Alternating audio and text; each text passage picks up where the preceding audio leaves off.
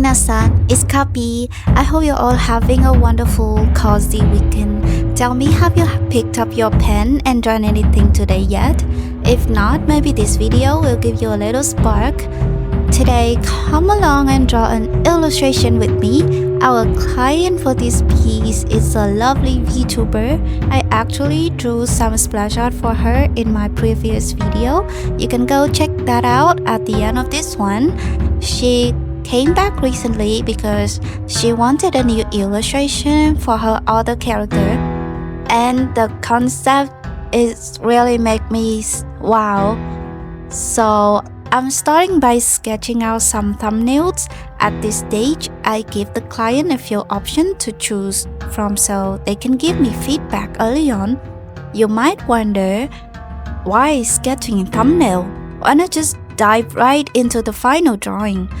Well, from what I have seen, most pros don't jump straight in. Sketching option lets us quickly test out color strings and composition. Since our eyes see things so generally at first, moving big blocks of color or fixing a messy pose is way easier than trying to fix things after you've zoomed in and spent hours on details. For these thumbnails, I'm sticking with a very high chroma red. It's going to be the main theme for the whole piece. Because of the lore, I want the art to feel a bit creepy, even a little distorted. This story follows Yukine, a shrine maiden, and the entity she serves, but is not exactly a blessing. This god came from an abandoned shrine in the mountains and chose Yukine to be its protector. The relationship is honestly pretty obvious. This god descended upon her during a ritual dance while her town was under attack, turning battlefield into a total bloodbath. Because of that power, poor Yukine was actually banished to the mountains. Now the god follows her like a shadow. Literally, it's like it's tearing through reality, controlling her every move with a sword as if she's just a puppet on strings. The spookiest part is Yukine isn't even fully conscious of it. She thinks she's just living her life, but the god is the one pulling all the strings of her reality. So let's try to capture that control feeling in the pose.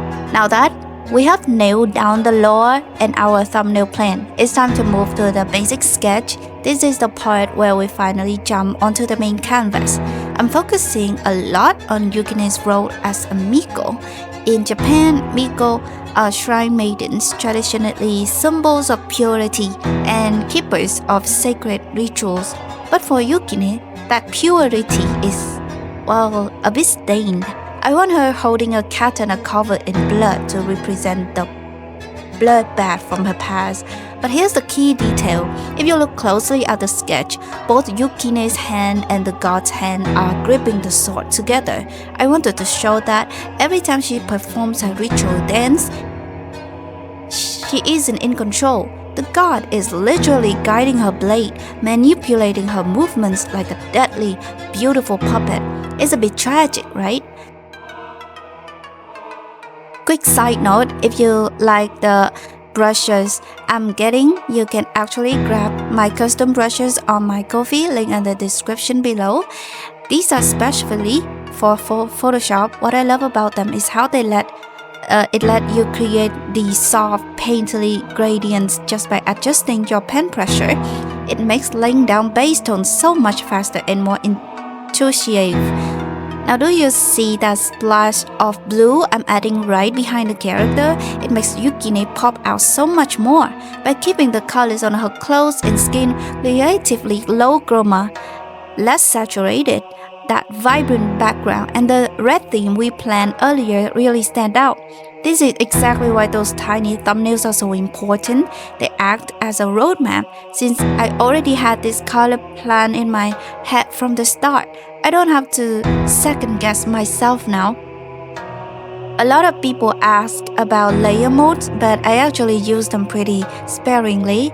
I'll occasionally use screen, color dodge, or multiply for specific glow or shadow effects, but 90% of the time, I'm just picking colors directly from the wheel.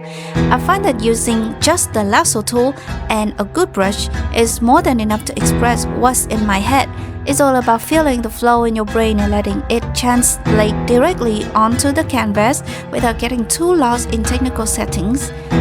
Alright, we laid the foundation. Now if you haven't started drawing yet today, this is your sign. Pick up your pen tablet, get comfortable, and let's get into the rendering phase together with me.